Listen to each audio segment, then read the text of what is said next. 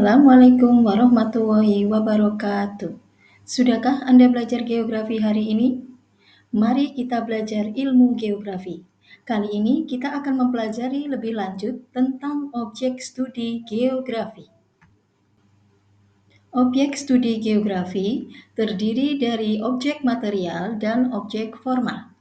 Yang pertama, objek material adalah semua materi yang menjadi sasaran dalam geografi.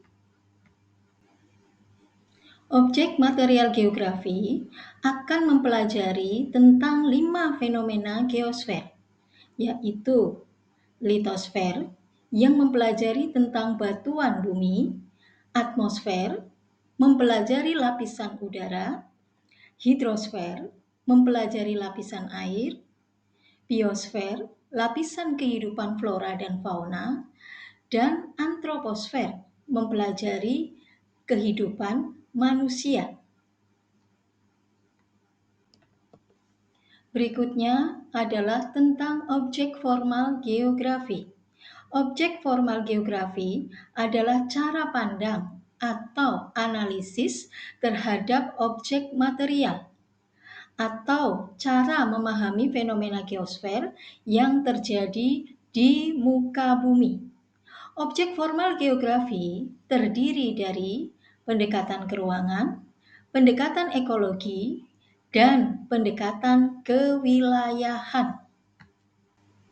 Yang pertama adalah pendekatan keruangan. Pendekatan keruangan adalah pendekatan yang menekankan pada lokasi atau tempat fenomena tersebut terjadi, misalnya bagaimana terjadinya dan bagaimana polanya.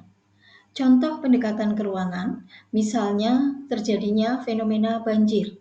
Nah, pendekatan keruangan akan menganalisis di mana terjadinya banjir tersebut, kemudian bagaimana pola persebaran banjir yang terjadi. Yang kedua adalah pendekatan ekologi. Pendekatan ekologi adalah pendekatan yang menekankan pada adanya interaksi antara manusia dengan lingkungan. Contoh, banjir yang terjadi di suatu wilayah, selain karena adanya curah hujan yang tinggi, apakah ada keterkaitan aktivitas manusia di wilayah tersebut? Misalnya, apakah masyarakat di wilayah tersebut suka membuang sampah sembarangan atau karena adanya alih fungsi lahan di wilayah tersebut.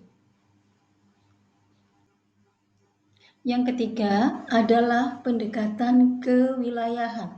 Pendekatan kewilayahan merupakan gabungan antara pendekatan keruangan dan ekologi, dan juga pengaruh wilayah lain yang dapat menyebabkan terjadinya fenomena tersebut. Dengan kata lain, pendekatan kewilayahan memandang suatu persoalan sebagai hasil dari hubungan antara wilayah yang satu dengan wilayah yang lain. Contoh, fenomena banjir yang terjadi di suatu wilayah bisa juga disebabkan karena adanya alih fungsi lahan atau adanya penggundulan hutan yang terjadi di wilayah yang lain. Demikian pembelajaran kita hari ini. Semoga bermanfaat dan semoga Anda semakin tertarik untuk mempelajari geografi. Terima kasih. Wassalamualaikum warahmatullahi wabarakatuh.